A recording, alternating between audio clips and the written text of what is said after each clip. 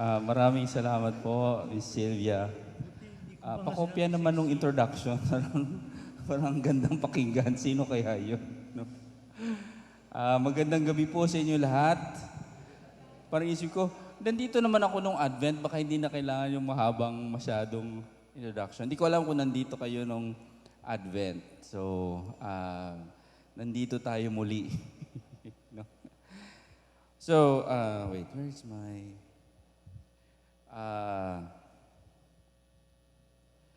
To begin, no, siguro tulad ng dati, yung aking ginagawa usually, di ba, pag nagbibigay ng kahit anong session, I usually start by stopping. No? More for myself maybe than for you. Tsaka no, ate. Tumigil muna tayo sandali, no? Just to allow ourselves to settle down para lang medyo magkaroon tayo ng katahimikan ng ating dito sa paligid, but also in terms of our interior. No? So S is to stop, no? Tumigil, manatili. Kung meron pa tayong hinahabol na text dyan, let's just set that aside. No? We don't need to write down any notes. No? So T is to take a breath. Just breathe. Hinga lang. Humihinga pa ba kayo? Mahirap na kung hindi na humihinga, no? So, as I always mention, the breath is important. That in our reading today, no? Kaya nabigyan ng buhay ang piece of dirt through the breath of God. So breath is something we need to live. At ito din ay makahulugan spiritually. Sinong nasa tech? Pakibawas nung masyadong mataas yata yung feedback. So just breathe, no?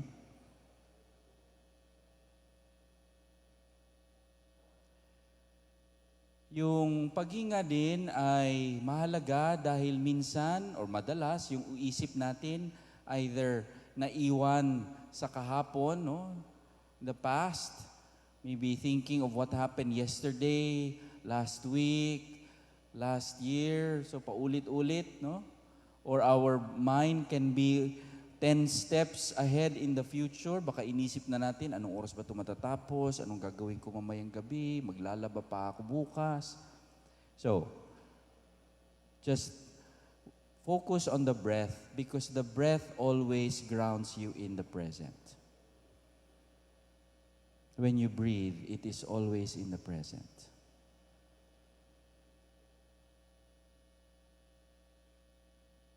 O is to observe. Again, observe your surroundings.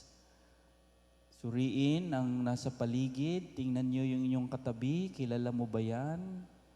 No?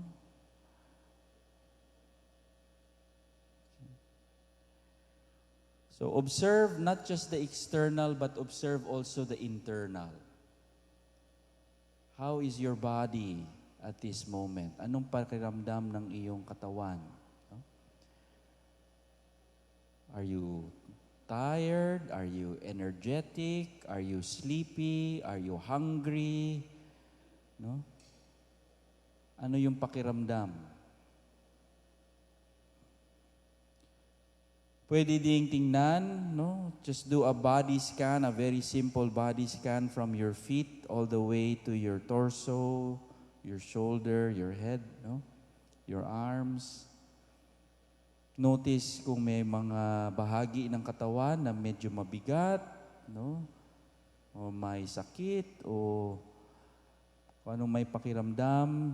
Whatever you feel, just notice and breathe gentle spaces into those areas.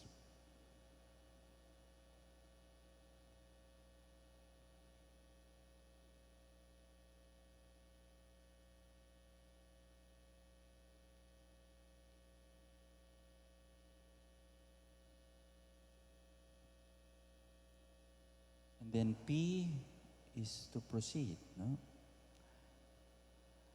Pansinin na kahit dito tayo sa kanina medyo maingay, ngayon medyo kalmado tayo, no? Hopefully, we will be more focused and open kung ano man yung pag-uusapan natin at pagninilayan sa gabing ito, no? I would just like to begin with this psalm. Maybe I will just read, you can follow silently at siguro tingnan lang natin kung anong damdamin ang lumabas habang babasahin natin itong excerpt from Psalm 13. No? And maybe we can also make this our opening prayer. In the name of the Father, and of the Son, and of the Holy Spirit. Amen. Gaano katagal pa, Panginoon? Kalilimutan mo ba ako magpakailanman?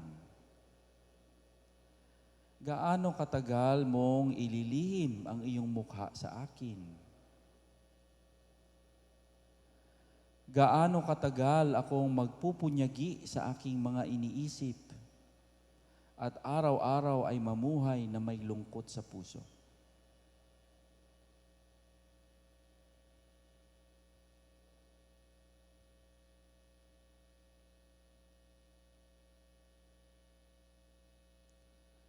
Tingnan mo ako at sagutin, Panginoon kong Diyos. Bigyan mo ng liwanag ang aking mga mata. Baka ako'y matulog sa kamatayan.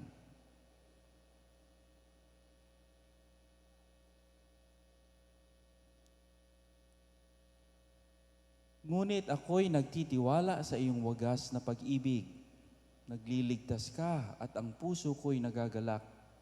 Aawit ako ng papuri sa Panginoon sapagkat siya'y naging mabuti sa akin.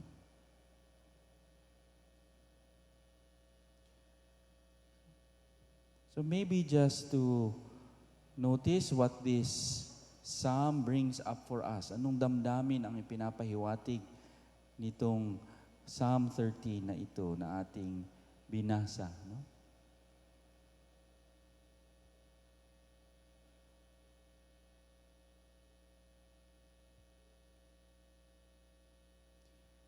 Maybe in the brief silence in our hearts, kung meron man tayong panalangin sa Panginoon, maybe to ask for His grace as we reflect this evening, that He may use this time to enlighten our hearts and minds to experience His grace.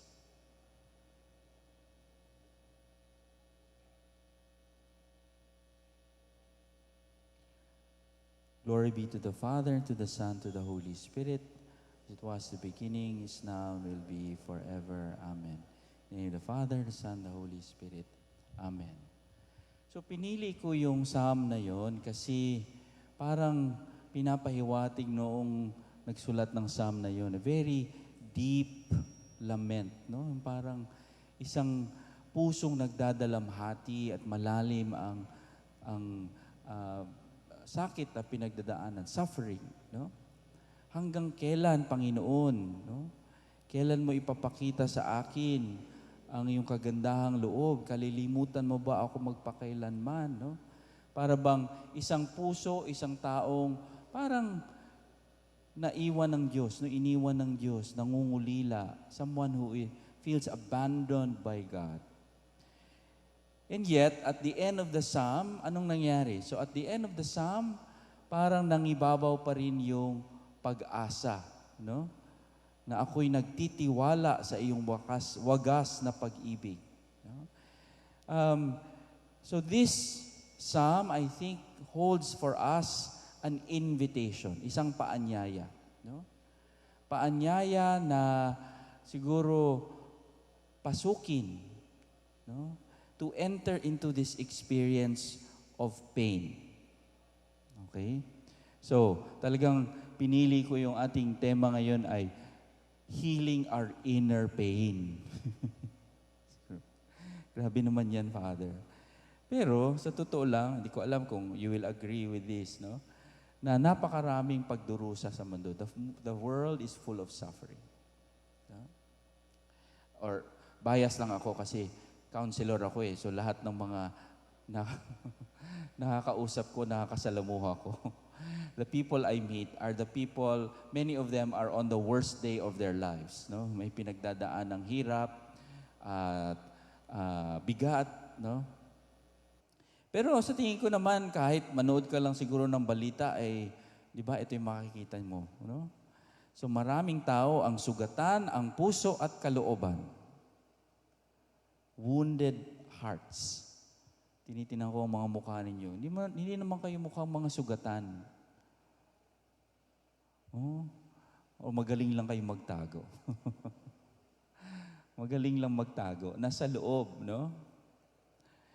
But I think you will agree that there's so much suffering in the world. Agree? Right? No?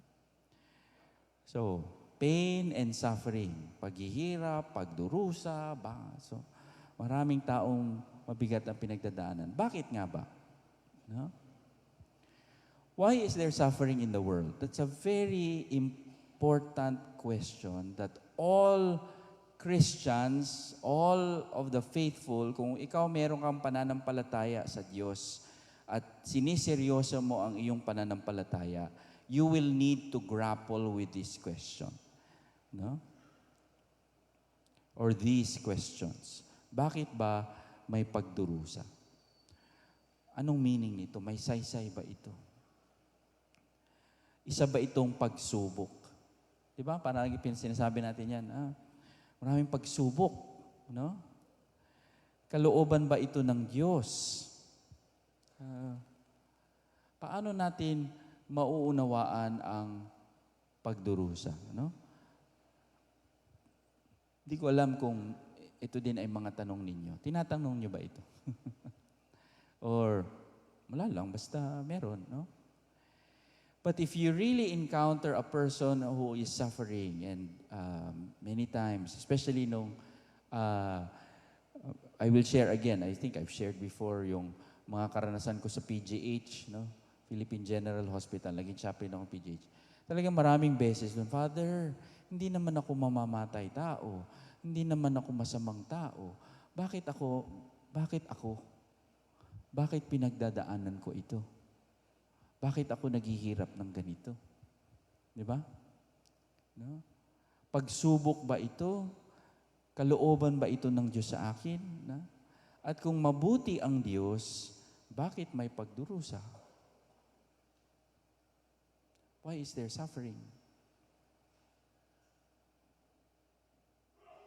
No?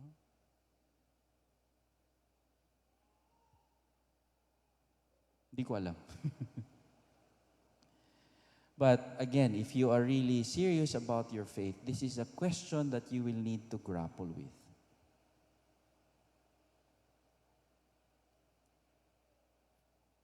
No? Siguro, pwede nating suriin. May mga sanhi yung iba't ibang karanasan ng pagdurusa. There are root causes of suffering. No? Pwede natin siguro ma-explain. Kasi yung iba naman dyan, may natural phenomenon. No?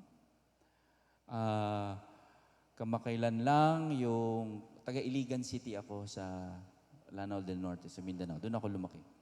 So siguro napalitaan ninyo nung mga 3 weeks ago, no? Nagkaroon ng matinding pag-ulan at pagbaha. Baha na naman. No? So parang paulit-ulit na lang. No? Pero kung titingnan natin yun, siyempre yung tubig na yun, kasi daanan yun ng tubig papunta dun sa taas ng bundok, papunta dun sa dagat, talagang yung mga dadaanan dun, mababaha. No? So, natural events. Okay? So, may mga bagay na nagdudulot ng pagdurusa, no? But they are based on natural phenomenon. Or, pwede din ang mga sanhi ng pagdurusa ay nanggagaling sa ating mga pinipili. No? Dahil malaya tayo because of our choices. Okay? So, yung mga, hindi ko naman kayo kino-call out, pero ano naman ito, no? This is medically proven that kung naninigarilyo ka, mataas talaga ang chance na magkakaroon ka ng cancer. Tama? Ano? Sige, dati din akong nanigarilyo nung aking kabataan. No? Pero tumigil na ako kasi natakot na ako. No? Pero maaring yung ating mga pinagdadaang sakit at pagdurusa ay nagagaling sa ating mga pagpili, our choices, our lifestyle, our decisions, patterns of behavior. So pwede nanggagaling sa, no? Pwede din ang pagdurusa natin ay nanggagaling sa kasamaan, no? Kasalanan natin at ng ibang tao. Di ba? Sin. Individual sin and collective sin. No? Systemic sin. Yung malaking issue sa ating bansa, no? Itong corruption is systemic sin. At dahil may mga taong nangungurakot, maraming tao ang nagdurusa. No? At galing din itong mga maraming bagay na naging sanhi ng ating pagdurusa mula sa mga hindi natin kayang i-control. Madalas, yun ang pinakamahirap na pagdurusa kasi hindi natin hawak, di ba? Ngayon ay 2026, so 6 years ago na yung pandemic, di ba? Pero siguro tandang-tanda pa ninyo kung ano yung karanasan noong mga taong iyon, no? Na para bang hindi natin hawak ang mga pangyayari. So, siguro isipin natin, anong pinagdadaanan mo ngayon? Kung meron ka mang daladalang sakit at pagdurusa, kung meron mang bigat ngayon sa buhay mo, no? Saan kaya nanggagaling iyan? No? Is that something that you are in touch with? No? Oo, Father, yung sanhi ng aking pagdurusa yung aking asawa. Pwedeng ganun, no? O yung aking mga anak, o ang aking mga magulang, at kung sino-sino pa sa buhay natin. Siguro, not to judge them, but just to be aware of them. No? What are the sources, root causes of our suffering?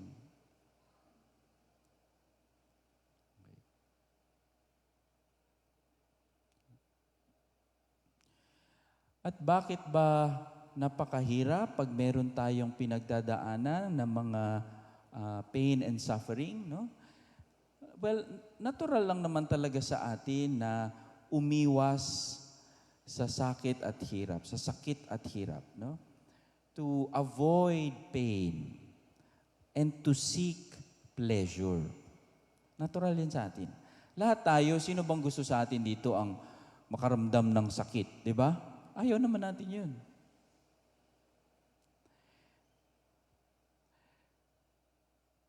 Sa ating utak, in our brain and in our bodies, no, we have pleasure systems, no, na hinahanap itong aliw at sarap. Survival yan. We avoid pain, we seek pleasure. No? Pero mapanganib din yan kung puro na tayo pleasure, di ba? Anong tawag doon? Addiction. So, addiction, pag sobra na at wala sa lugar. No? Pero natural lamang sa atin na hanapin ang anong mapapagpagaan sa ating loob, anong masarap, what is fun, enjoyable, and pleasurable. No? Pero dito din pumapasok yung matinding issue na kapag nakakaramdam tayo ng negative emotions, lalo na ang mga kabataan, di ba, napag-usapan natin yan noong ating nakaraang recollection. Kaagad iniisip natin na, mental health issue kasi nalulungkot ako, kinakabahan ako, no? Kaagad iniisip natin yan na mental health issue. Pero mga kapatid, siguro ito isang mahalagang point na gusto kong ibahagi sa inyo, na kapag sinabi nating mental health, hindi lamang ito feeling good. It's just not about feeling good. Kasi itong mga damdamin na nararamdaman natin, lungkot, takot, galit, no, are natural human emotions. So, wag nating isipin na kung ikaw ay natatakot, no, kaagad mayroon kang mental health issue. O kung ikaw nalulungkot, depressed na kaagad. Di ba? Mahilig tayo sa ganun, depressed ako ngayon. No? So sana maalis na sa isip natin yun. Hindi ibig sabihin na kapag meron kang pinagdadaan ng sakit, mental health issue na yun. Because mental health is not just about feeling good. Instead, mental health is about having the right feelings at the right time and being able to manage those feelings effectively. So, kung ikaw ay healthy human being, dapat yung emotions na nararamdaman mo ay range from masayang-masaya o malungkot. No? Nag-i-enjoy ka at nakakaramdam ka ng takot o pangamba. So, if given the right context, no, emotions are normal. Malinaw ba yan? No? So, kapag nakakaramdam tayo ng mabigat na emotions, hindi ibig sabihin nun, meron na tayong mental health issue. Kasi kung mental health ang pag-uusapan, hindi lamang ito tungkol sa feeling good. No? Malinaw yun? Okay? So, sabi mo, Father, so ano ibig sabihin nun? So, okay lang pala. Okay lang pala na makaramdam tayo ng mga mabibigat na damdamin, no? Well, dito siguro magandang pagnilayan natin, no? Ayon sa isang spiritual writer. Sabi niya, suffering, no? Itong pagdurusa is a combination of pain plus resistance. No? Pain plus resistance. Ano bang ibig sabihin yan? No? Ano ba ibig sabihin ng resistance? No? Ang resistance ay para bang, halimbawa, no? Ano bang pwede natin example dito? Sabihin natin, yung kulay ng simbahan, white. Dapat hindi yan white. Pangit yung white. Dapat palitan yan. No? So, tuwing nakikita ko yung puti na kulay na yan, talagang nagagalit ako kasi ayoko pangit na. No? So, that kind of reaction is something like that. No, resistance is the inability to accept reality. Hindi mo matanggap ang isang katotohanan o isang realidad. So, anong kinalaman nito sa suffering? Dahil may mga bagay na talagang masakit. Pero minsan, ang nakakadagdag sa sakit ay ang resistance.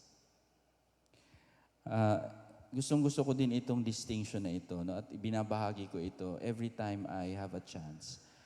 May kaibahan yung clean pain sa dirty pain. Ano ang kaibahan ng clean pain sa dirty pain? Yung isa ba ay labas sa tide at isa ay hindi labas sa tide? No? Ano yung kaibahan ng clean pain versus dirty pain? So, itong clean pain, no, ay itong mga nararanasan natin na mga pinagmumula ng sakit, no, o pain, na nanggagaling sa mga bagay na natural na nangyayari na hindi natin hawak. Ano ba ibig sabihin nito? Limbawa, mga mahal natin sa buhay na pumanaw na. Maybe some of us here are grieving the loss of a loved one. No? Natural lang naman ang mamatay. Lahat naman tayo namamatay. Hindi ibig sabihin na hindi ito masakit. Masakit ito. Pero natural ang sakit na ito dahil nanggagaling ito sa isang bagay na natural.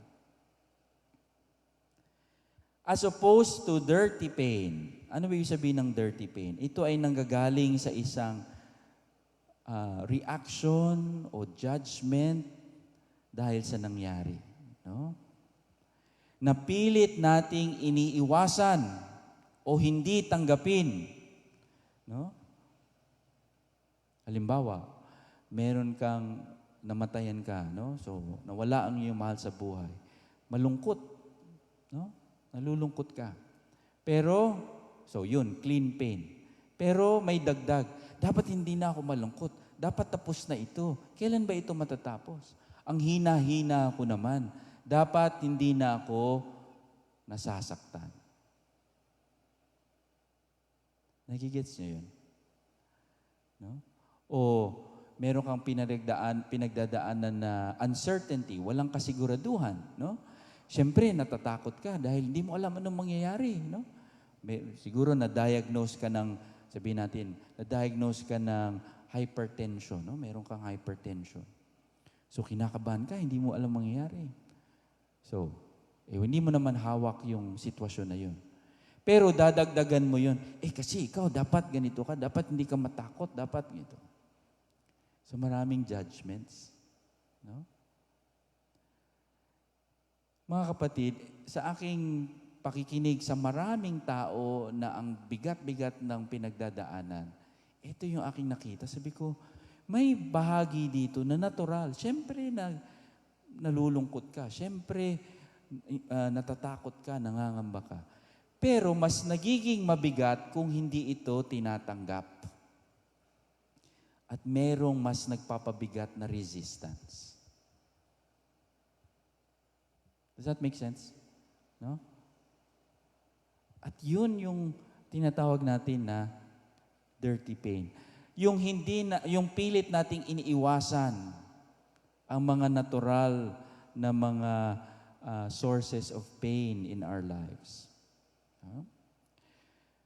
Siguro para mas mapaliwanag pa natin ito, I will invite you to a exercise. No? Hindi ko alam, ginawa na ba natin ito dito? Hindi pa yata. So, gayahin ninyo itong, ano na to, no? Parang, imagine na meron kang hinahawakan sa iyong mga palad. No? So, you can close your eyes and just imagine that you are holding a feather, no? Balahibo. So, isipin mo talagang what it feels like to hold a feather in your hand. No? Magaan, no? It's very light, very soft, very tender. No? Nag-iingat ka para hindi matupi yung balahibo, no? So imagine holding a piece of feather.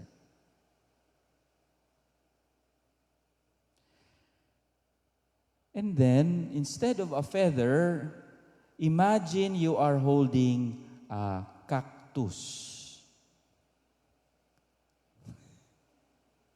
Just imagine, hinahawakan mo cactus. No? So, imagine mo medyo matinik, no? Mas mabigat. But notice na pwede mo pa ring hawakan ang cactus in a way that is gentle, open, no? Kahit na hindi na ito kasing dali at kasing gaan ng feather. Okay. Now, of course, that's a very simplistic exercise. Pero nung feather, lahat kayo parang, feather, magaan, no? Pero nung cactus, parang, gusto ko nang bitawan yung cactus, no? That is a very simple illustration of what we're trying to say, na pwede nating buksan ang ating sarili to make space for the painful things that we are experiencing, especially painful things that naturally happen. Now, why is that important?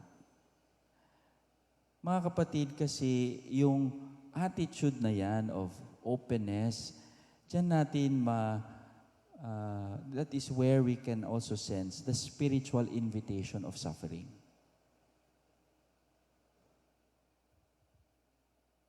Sabi ni Pope Francis, no? Even a believer can sometimes falter when faced with the experience of pain, no? Sino mang nananampalataya, natitinag ng pagdurusa, maaring yumanig ito sa kanyang pananampalataya. We may be shaken in our faith in the experience of pain. The person then is faced with a crossroads. Pwede kang pumili kung naharap mo ang pagdurusa. Pwede kang malugmok at maghimagsik ang kalooban. In other words, resistance. O pwede din itong tanggapin bilang paanyaya at pagkakataon ng pagninilay at paglago. An invitation to deepening reflection and growth. At ito pa, isa pang excerpt, no? Sabi ng isang manunulat, si Richard Rohr, suffering, of course, can lead you in either of two directions. It can make you very bitter. May kilala ba kayong bitter? No? Yung mapait, mukha pa lang mapait. No? It can make you very bitter and close you down, or it can make you wise, compassionate, and utterly open. It often takes you to the edge of your inner resources where you fall into the hands of the living God, even against your will. Hindi ko alam, siguro kung naranasan nyo na yun, nung you are at the very end of your, parang walang-wala na talaga ako, Panginoon. Parang ito na talaga ang dulo ng makakaya ko. Parang hindi ko na kaya ito. No? And then you find yourself at the edge of your inner resources where there is nothing left to do. Wala nang ibang magawa, kundi fall into the hands of the living God. Mahulog sa kamay ng ating Panginoon kahit hindi natin gustuhin. So sabi dito ni Richard Rohr, we must pray for the grace of this second path of softening and opening.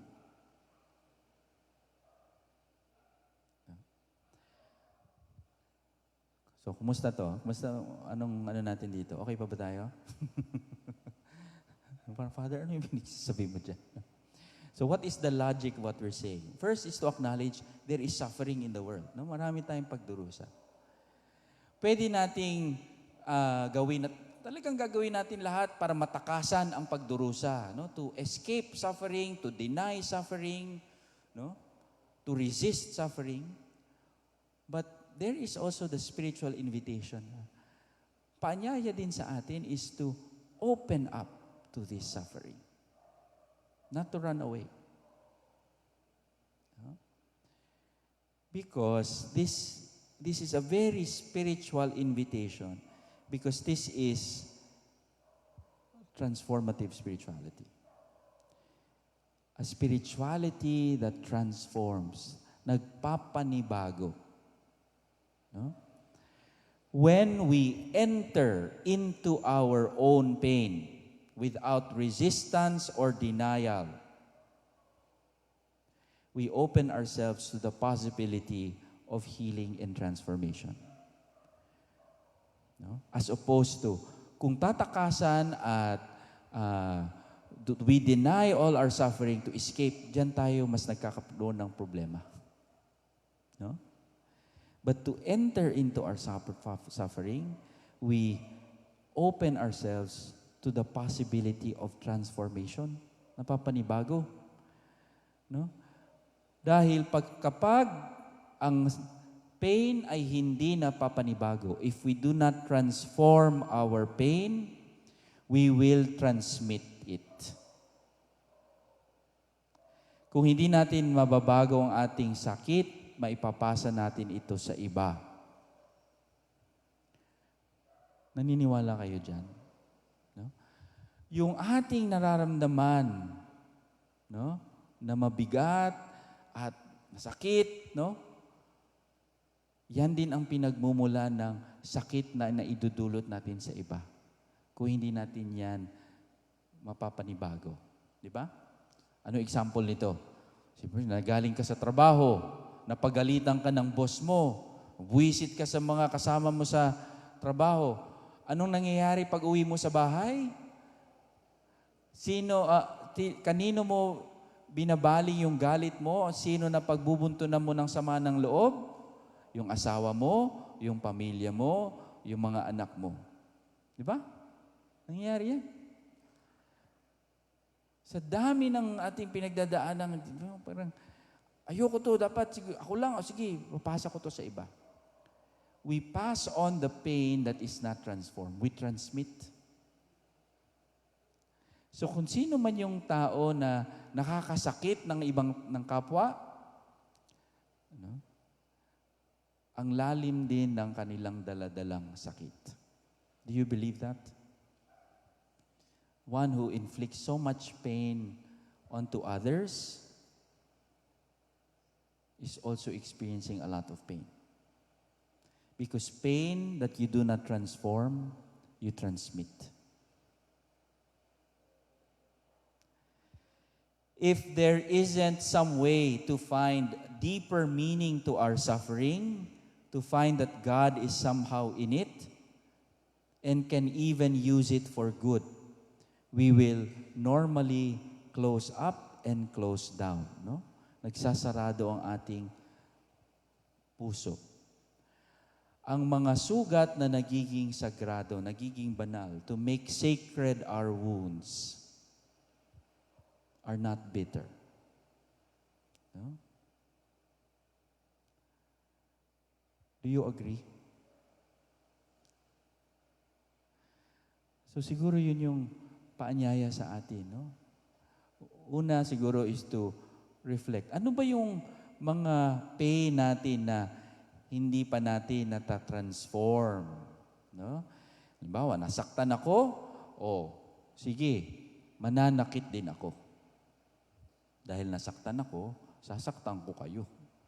Sinabi mo yan sa akin, lintik lang ang walang ganti. Sino ka ba? No? Diba, ganyan tayo? Pinahiya mo ako, papahiyain din kita. No? Madalas, hindi nga tayo conscious na yan ang ginagawa natin. Or pinapatahimik tayo, or we were oppressed. So, sige, either hindi na ako makikialam sa inyo, bahala kayo sa buhay nyo. Or, sige, pag ako nasa poder, patay kayo sa akin. No? Bawian. I was wounded, nasugatan ako, so I spread anger and bitterness. Yan yung mga examples of untransformed pain. Meron kayo niyan? Baka hindi natin alam. And this is where this season of Lent becomes very meaningful for us. This whole season, especially entering into the Paschal Triduum, no? Entering into this is a very sacred invitation for us.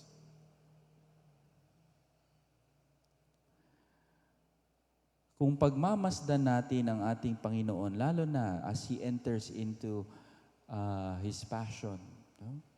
Dito natin makikita the possibility of holding gently the pain. Yung parang hawak natin cactus. No? So, if we contemplate Mary sa paanan ng krus, isipin si Maria sa paanan ng krus, tahimik siyang nakikiisa sa hiwaga ng buhay at kamatayan. No? life and death. And as she beholds the suffering of her son, there's something deeper happening here. How can I absorb it just as Jesus is absorbing it instead of returning it?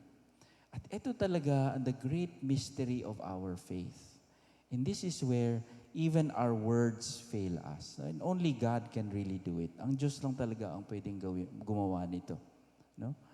Na tinanggap niya ang lahat ng pagdurusa at sakit ng mundo to absorb it and to transform it.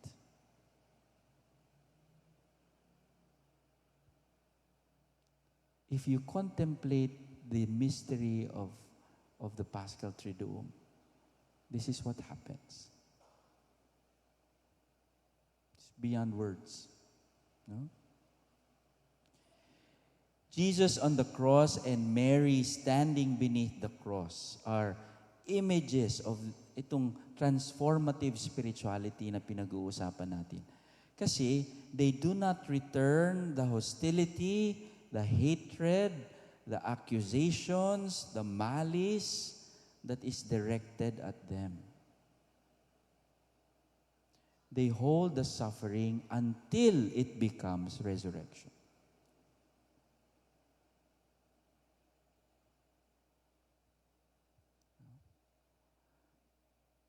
Until it becomes resurrection. So, I hope that during this Lenten season, lalo na sa mahal na araw, di ba? I'm sure marami tayong mga rituals, mga traditions, mga pagbasa. Pero siguro maglaan tayo ng kahit mga ilang sandali, pagmasdan lang ang Panginoon, at ang ating mahal na ina, right at the foot of the cross, and just gaze at the Lord. No?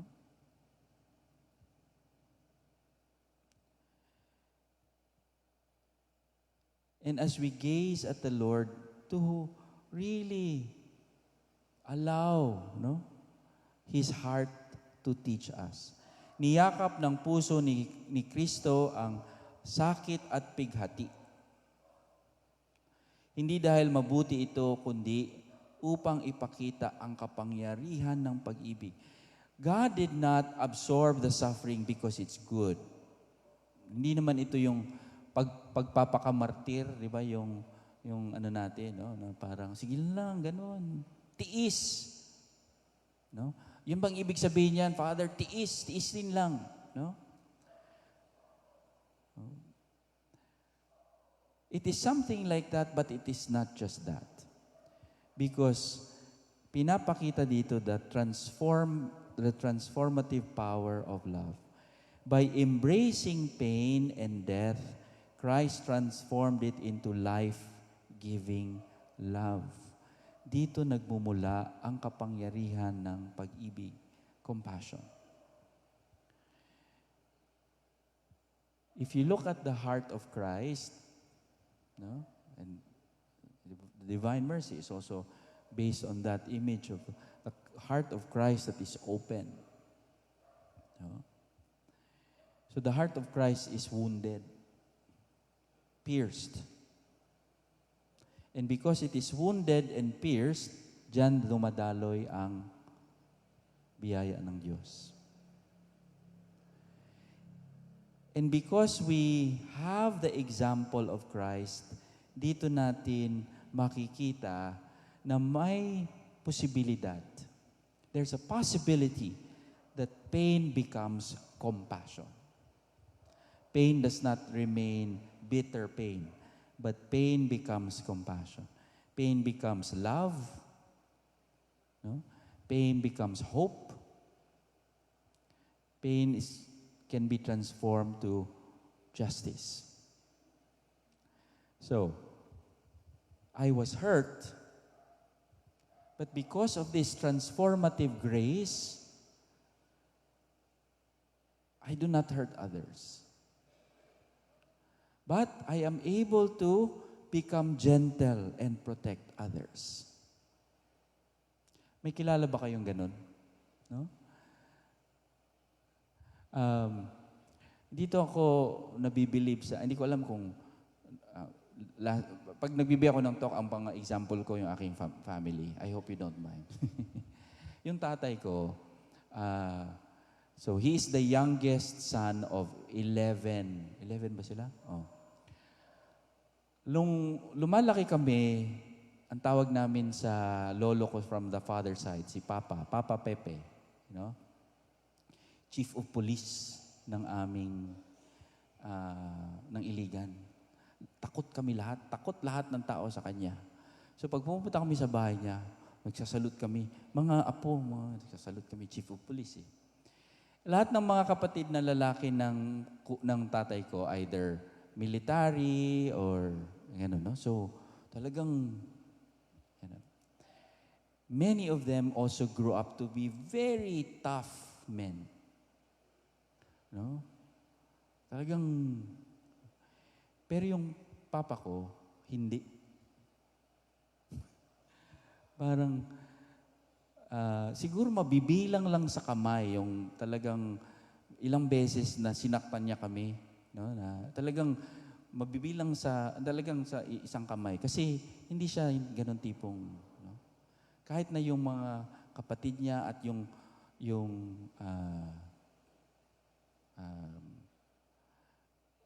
sorry, nagkamali ako.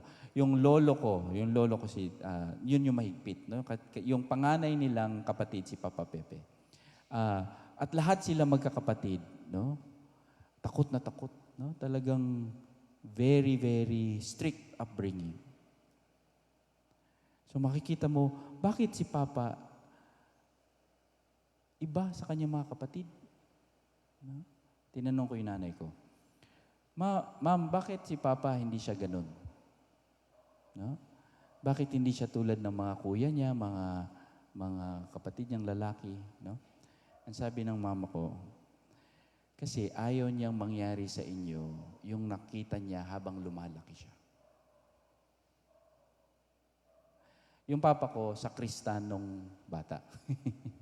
Doon siya lumaki sa simbahan.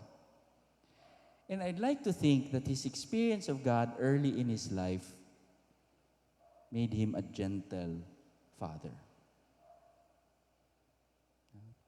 rather than a harsh father. So, pwedeng ganun. We can be hurt, but we don't have to hurt others.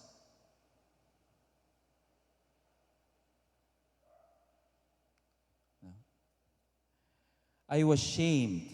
Napahiya ako or may pinagdaanan akong nakakahiya sa buhay ko, pero hindi nangangailangan na I will also shame others. I can show kindness, mercy, no? And defend dignity. I was silenced, but I speak truth calmly and courageously. No? Pwedeng hindi ko gawin yung naranasan ko or yung pinadana sa akin. I was wounded, but I can work so others will not suffer the same. So isibihin niyo, Father, paano yan? Paano yan nangyayari?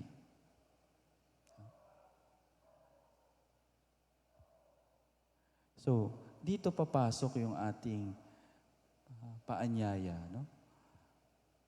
To allow the season of Lent and our reflection on the Paschal mystery to teach us. To gently acknowledge our pain. Huwag takasan ang ating mga pinagdaan ng masakit sa buhay natin.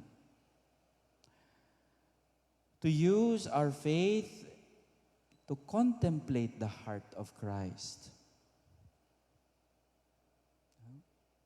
To contemplate the heart of Christ. And as we contemplate the heart of Christ, to allow the grace, God's grace, and God's Spirit to transform our pain to compassion.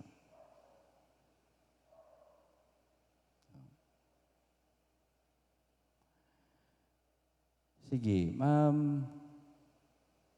Dali.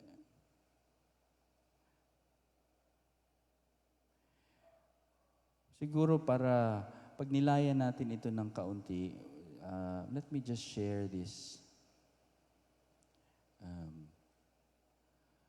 song.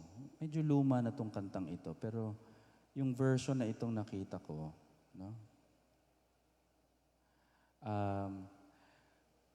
Yung kanta niya at saka yung mga images that we see, perhaps will bring to remind us, no, to allow our suffering to lead us closer to God. And to just allow these words, His words, no, to speak to us through this song.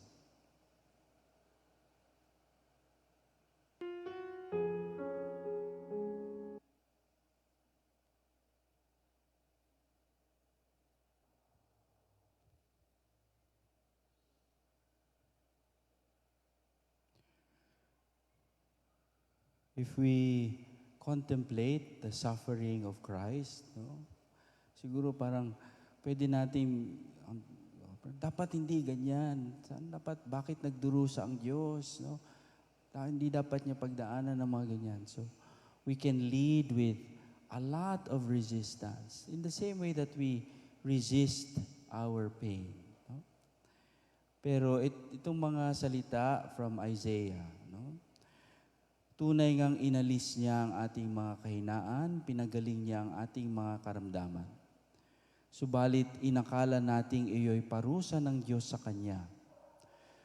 Ngunit dahil sa ating mga kasalanan siya ay nasugatan, siya ay binugbog dahil sa ating kasamaan. Tayo ay gumaling dahil sa pahirap na dinanas niya at sa mga hampas na Kanyang tinanggap. And this is where the transformative power of God's love becomes very real, but also the most mysterious, no? That only in this love can we experience grace transforming our pain. So, siguro mga kapatid, yun yung paanyaya sa atin, no? To enter into this season of Lent, not resisting our suffering, but opening it to God, uniting it to His own suffering, and allowing His grace to transform our pain. No? Siguro tahimik lang tayong magnilay sandali, no? Just some quiet moments.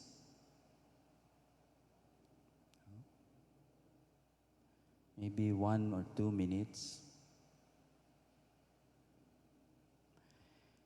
Just to stay with whatever is coming up for us. Ano ba yung mga naisip natin? Ano bang mga nasa damdamin natin? No?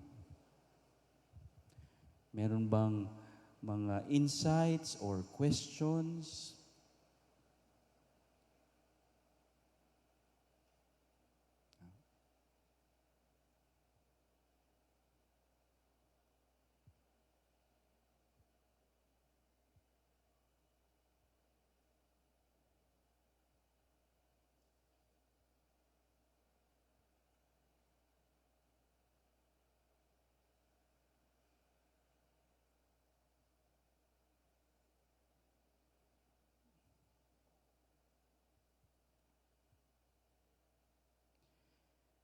Siguro, bago tayo magtapos, may I just ask you to turn to the person next to you, no? Sino na yung nasa katabi mo. At just share 1 or 2 things na nasa isip mo or nasa puso mo ngayon, no? Kung meron bang tanong, meron bang insight na naisip, meron bang naantig sa puso mo, meron ka bang naalala, just to share 1 or 2 things with the person beside you. Kung ayaw mo makishare sa asawa mo, maghanap ka ng iba, no? Or sa kasama mo. Sige. So just share with one or two persons, no? We can give siguro mga around 5 minutes and then we can end. Sige. Just turn to the person next to you. Share one or two things that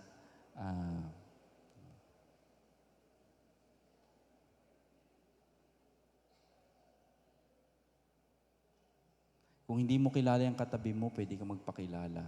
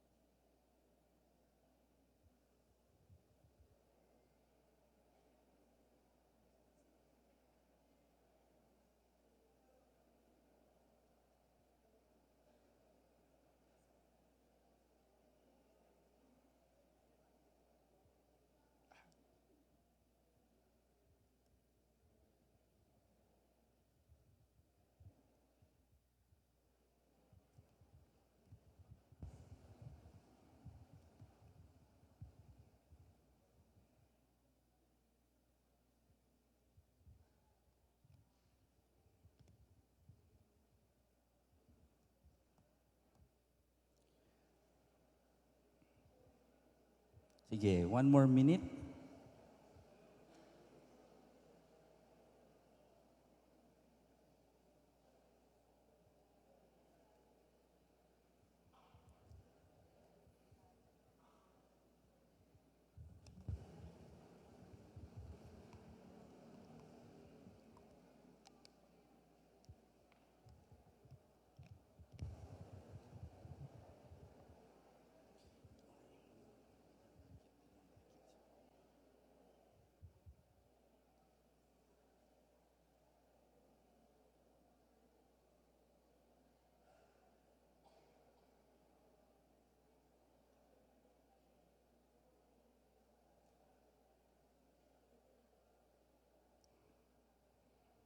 Okay. Baka meron din gusto magbahagi with a big group or baka may gustong magtanong. Yes po. Meron pong paki-share na lang po yung. Magandang gabi po. Magandang gabi po. Opo, salamat po sa mga inputs nyo, especially yung transforming pain because I just had that recent experience. Okay. Opo. But I will not, my point is kasi po, kaya ako gustong magtanong, I have a friend, ang talagang main reason ko for coming is, how do I guide that friend who is going through a crisis right now? Nagkaroon na po siya ng ideation at hindi na siya makatulog. Nagkaroon siya ng? Suicidal thoughts. Okay. Opo. Kasi po may pattern, nakita ko, ano po siya, ex-seminarian, and he was chief of a government agency. So, he used siya sa maraming perks. Okay. Tapos, suddenly, he had to resign kasi nagkaroon ng issue. So, ngayon po, hindi ko masabi sa kanya na ang talagang problema niya yung how to deal with anger. Deal with anger. Anger. Marami po siyang outburst. Yeah. So, at the moment po, sabi daw nung doktor niya, huwag kang avoid triggers. Opo. So yun po, I do not know how to... Siguro una, ang ano ko doon, siguro kailangan niya ng mas focused intervention. No? Doon papasok siguro kung meron ba siyang pinupuntahan na psychiatrist or kasi kung meron siyang suicidal thoughts talagang. Opo. So doktor, counselor, no? At siguro bilang kaibigan, ang isang mahalaga yung meron siyang mga taong nagsusuporta sa kanya, no? Hindi siguro natin mas matutugunan talaga kasi baka malalim talaga yung pinagmumulan ng kanyang anger, no? But a lot of anger is really underneath that is a lot of hurt. No? At siguro para matugunan yung kanyang anger, talagang mabigyan siya ng space to look at that hurt, that pain. Di ba yung sinasabi natin na madalas yung tinatakasan natin yun ayaw natin tingnan yun. Anger is something that covers up a lot of that pain. No? So, I don't know kung ikaw ba yung pwede magsabi sa kanya, pero just to gently support him and say, yung anger mo, anger is protective. Pero underneath a lot of anger is pain, is hurt. At siguro, kailangan niyang tingnan yun ng mas malalim. No? Mahalaga yun. Thank you po. Any more questions Or sharing. or sharing? Yeah. Please introduce yourself. Blessed Saturday, everyone. I am Edgardo Magallanes Kimba, one of the devout Catholic. Pain, without pain is without gain. So every day, I just read the Bible one page a day and understand the Bible more. And I used to go to church every day and worship God for life. In the midst of crisis like this, I just relate to the Word of God, Isaiah 49:10. Do not be afraid. I am always with you. I am your God. I will help you and make you strong. I will protect and save you. Finally, Isaiah 60 verse 1, arise, shine, for light has come, and the glory of the Lord rises upon us. Amen. Amen. Thank you and good evening. Salamat po.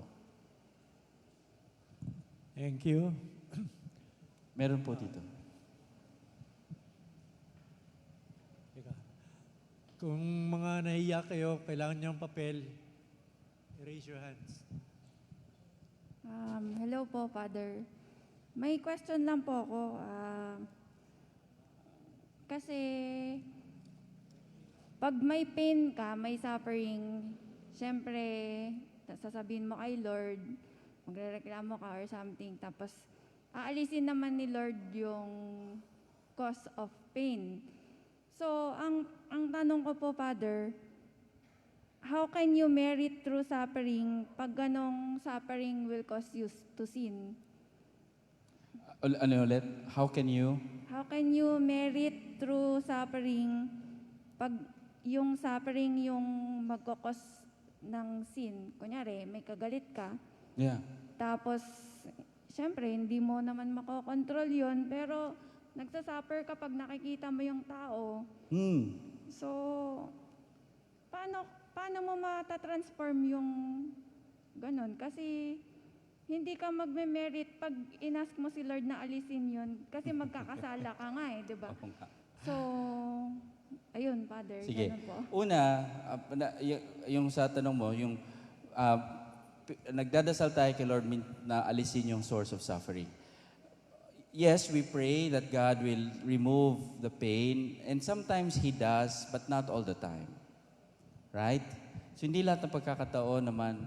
At doon, kaya nga misteryoso ito, wala tayong parang hard and fast na talagang rule na okay, talagang lahat yan aalisin ng Diyos ang lahat ng pagdurusa. Hindi. No, hindi inaalis ng Diyos lahat ng pagdurusa. In fact, as we were saying, He entered into that suffering. He did not say, oh, hindi ko dadaanan yan, I will save you. No, hindi ko na kailangan daanan yung mga suffer. Hindi. He entered into the suffering. To show us precisely that that suffering can transform. No? Yung sinasabi mo, minsan doon tayo lumalabas yung galit. Yun ang sinasabi natin. Madalas yung galit is the resistance. Kaya ayaw natin kaya dapat hindi ganyan. No? Pero, kung itong source of suffering ay wala sa ating control, no? Hindi natin nakokontrol. May mga bagay na pwede natin i-control, no? Meron naman. Siguro maganda ding sabihin yun. Pero yung sinasabi natin na may mga bagay na hindi natin makontrol. No? At hindi ito inaalis ng Diyos. Ito yung sinasabi ko na we can enter into it to experience it. No? And without the added, di ba, yung judgment, na parang gano'n. Pagdaan natin sa suffering and pain na yun, doon nagmumula yung transformation, yung compassion. No? Na, halimbawa, may ginawa itong tao sa akin na talagang may kinakagalit ko, parang dapat alisin na to dapat gano'n, no? Itong visit na to, gano'n. No? Pero wala akong ginawa sa kanya. Talagang, siya yung may galit sa akin, sinaktan niya ako. Na, tulad ng sinabi natin kanina, pwede ko siyang bawian. No? Sinaktan mo ako, sasaktan kita. Di ba? Doon magsasabi mo, magkakasala tayo. Kasi yung ginawa niya sa akin, cargo ng konsensya niya yon.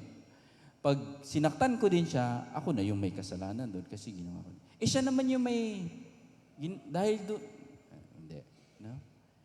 Kasi pwedeng pag, if I acknowledge, masakit yung ginawa niya sa akin. Masakit yung ginawa niya sa akin.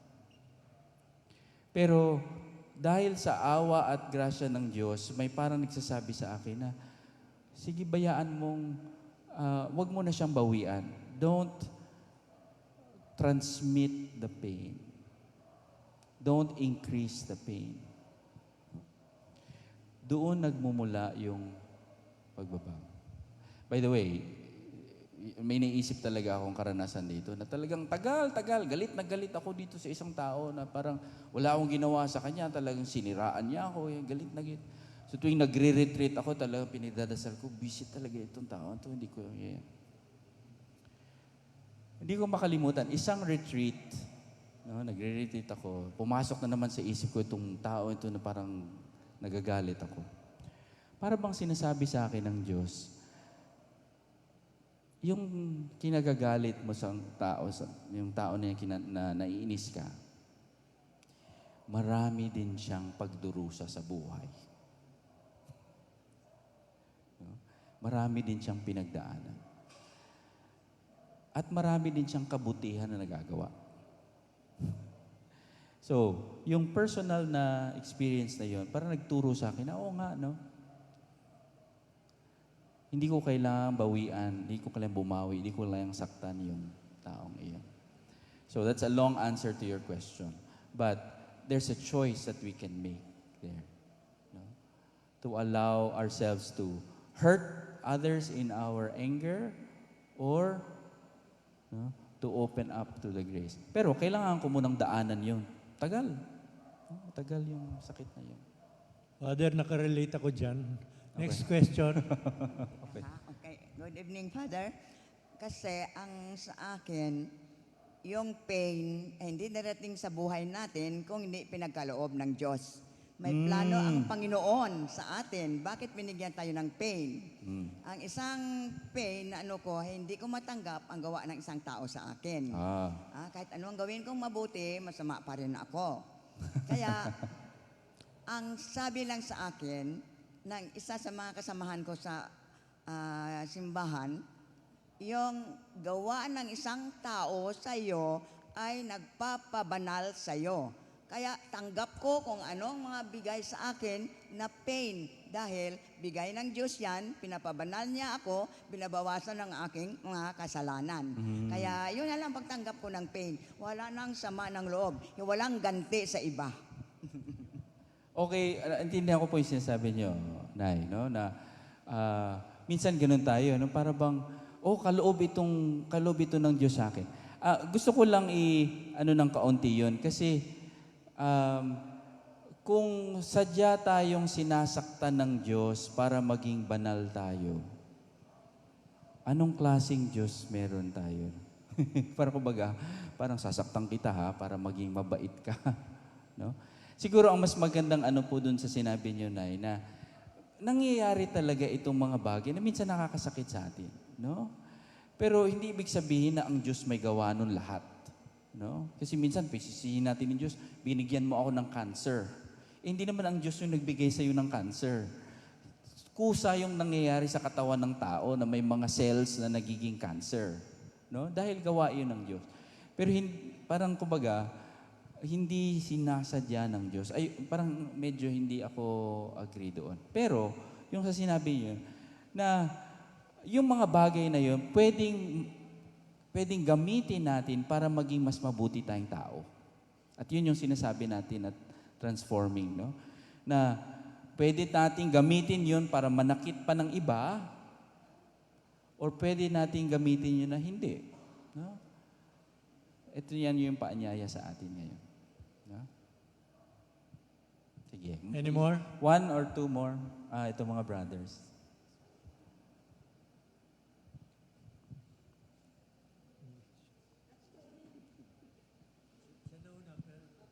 Hello, Father. Hello, hello. Ang question ko po, Father, about sa trauma, Father. Kasi may mga pain, Father, na parang ingrained na siya sa tao. Yeah. And especially may mga pains na hindi talaga natatanggal even napoprocess siya. Pero time and time again, natitrigger siya. So parang, is there also possibility, Father, na mag-coexist? For example, yung pain na yon hindi na yan matatanggal, parang ganun, Father. And then, yung feeling ba na since walang progress kung minsan, nagkokos siya ng helplessness or hopelessness, pero possible pa rin ba, Father, na mag-coexist ang pain and grace, Father? Sige, dun sa sinabi mo trauma, no? Yung trauma, matinding experience of pain. But more than experience of pain, trauma as an experience of unsafety. Kumbaga, kawalan ng safety. May nangyari sa iyo na napakatindi na para ang tingin mo sa sarili mo at sa mundo, hindi safe. Palagi kang takot. Kaya may trauma, di ba? Pag na-traumatize ka, para kang palagi kang takot kasi baka itong masamang nangyari sa iyo dati, pwedeng mangyari muli. Kaya ka natutraumatize. No? So, paano ba nag-heal from trauma? Mahabang proseso. Pero ang pag-describe sa proseso is to restore that sense of safety. Na kahit masaktan ka muli, ang pakiramdam mo is, sige lang, masakit yan, pero okay lang ako. Dahil safe ako, secure ako. So yun yung healing from trauma. No? Matagal, pero pwedeng maghilom yan. So, doon sa pangalawang sinabi, pwede mo mag-coexist ang pain and grace. Sure. No? Kasi, again, hindi naman kaagad-agad ibig sabihin pag naghilom ka, parang walang nangyari sa iyo. Makakaramdam ka pa rin ng sakit, no? Pero yung sugat na yon, instead of bitterness, no? That wound now becomes an opening for grace. Dahil nasugatan ka ng ganun, no? At na-experience mo rin yung grasya ng Diyos dahil sa sugat na yon. You can feel pain, no? Naalala mo yung sakit. Pero nagiging daan na rin yun ng assurance of God na hindi ka pababayaan in the midst of that pain. No? So, grace and pain, they do coexist. Kaya din tayo wounded. Kaya yung image of the heart of Christ, that is exactly what you're talking about. That is woundedness and grace in that heart. Hindi naman yun healed na heart eh. Sugatan nga yun, duguan yun eh. Diba? That is really the very image of woundedness and grace coexisting. That is at the heart of our faith. No? So, alam ko may mga siguro dito na talagang malalim ito. No? And I wish we had all the time in the world to reflect on it. Kahit na ako minsan, parang in the presence of that kind of mystery, tatahimik ka na lang. Wala ka nang, hindi mo pwedeng makapture into words kasi ang lalim talaga eh. No? Ang Diyos lang talagang may kayang gawin yun, to transform pain into grace. Ang Diyos lang talagang may, that is the power of God. No? And that is what we are invited every year in the season of Lent. Every year. Pasukin muli ang pagdurusa ng Diyos. Not just God's suffering, but our own suffering. Every year. At dahil matigas yung ulo natin at matigas yung puso natin, ang tagal nating mag-gets yung lesson na yan. So, paulit-ulit. Paulit-ulit. So, I hope that this season will be a contemplative season for you, no? Na pagmasdan muli ang puso ng Diyos, the wounded heart of Christ, that this wounded heart transforms our own wounds, no? To help us experience grace and healing. Father, last question. Sige. Tanong ko lang, Father, if you suffer for a person, for your loved one, who is in a sinful act or yung kanyang buhay ay ako yung nagsasuffer. So, how do I offer it to God, suffering? Do I get merit out of doing that? If I offer my suffering because of that person, I offer it to the suffering of Christ. Ano po yung merit nun? Meron po. Siguro ang unang natin dito is, so this is a person, you're suffering from the actions of another person. Sabi natin, pwede talagang source yun of suffering. No? Pwede nating, ang reaction natin dun is, magalit tayo. Ang reaction natin, pwede din natin, saktan din yung tao, bawian natin yung tao. No? I think the invitation there first is to acknowledge our own pain. Ito yung sabi natin dito. No? And then to allow the grace of God to guide us. First, siguro, meron ba tayong pwedeng gawin doon? Meron ka bang pwedeng gawin doon sa sitwasyon na iyon? No? If this is a person you love, will the grace of God also help you find the wisdom to talk to this person, to share that you are in pain because of what they have done? No? Pero yung mga action na yon will be guided now by grace, not by anger. So yung sinasabi mo, I will offer it to God, ay hindi lamang ibig sabihin nun ay maging passive ka na lang. Diba? Kasi tulad din ng sinabi natin, the transformation that we will experience may lead us to do something so that the suffering will end. Diba? Yung, I was wounded, so instead of wounding others, the transformation is okay. So I will do something so that others or the suffering will not continue. So, yun yung transformation na pwedeng mangyari doon. The offering is not passive na parang, sige, tiis na lang tayo. But the transformation happens when, okay, sige, so, mahirap ito, pero anong pwedeng mangyari ditong pagbabago? No? So, that I will also act and work so others will not suffer the same. So, yung transformation ay nagiging active, hindi lang passive. Does that make sense? No? Pwede ba nating kausapin yung tao? Pwede ba nating tulungan yung tao? Pwede ba nating ma-enlighten yung... So, yun yung transformation na nangyayari. No? Pero nagsisimula yun dahil yung sabi nyo, I will offer this suffering and then that offering will transform. No? Binibigyan ka ng lakas, binibigyan ka ng grasya, ng wisdom, para may gawin doon. No? Does that make sense? Sa pangumabol, Father. Okay. Malakas sa akin to eh. Sige. Father, thank you.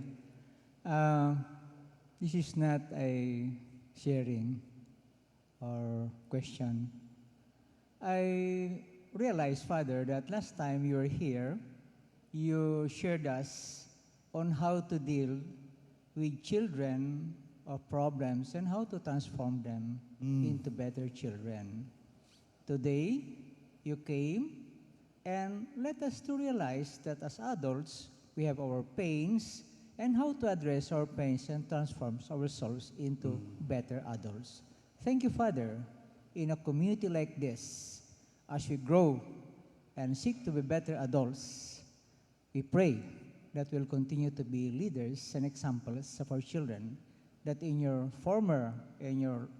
Advent recollection sharing with us, and in our Lenten Advent that you're sharing today, we hope that we're going to meet both to better ourselves, not only as Christian sons and daughters, but worthy sons and daughters. Thank you, Father Arby. Amen. Thank you. Maraming salamat. Na-connect nyo yung last nating session saka ngayon. Thank you. Thank you. Okay. Thank you very much. Next,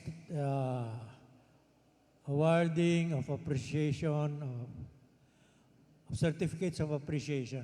May I call again on Sister Sylvia to join us in awarding the certificate of appreciation, and the Formation Ministry Head, Miss Pilar Ramirez. Miss.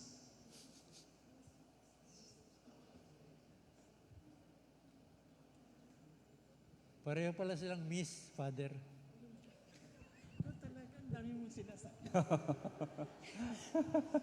Okay. Ang daming comment. Okay.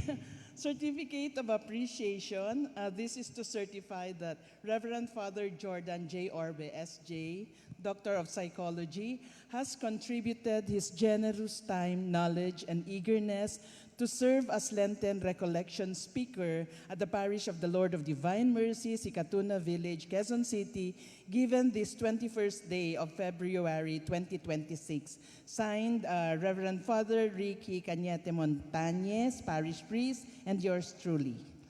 Maraming salamat po, Father, sa muling pagpapaunlak. We are better because of your talk. Thank you, Father. Okay. Okay, may picture. Picture pa.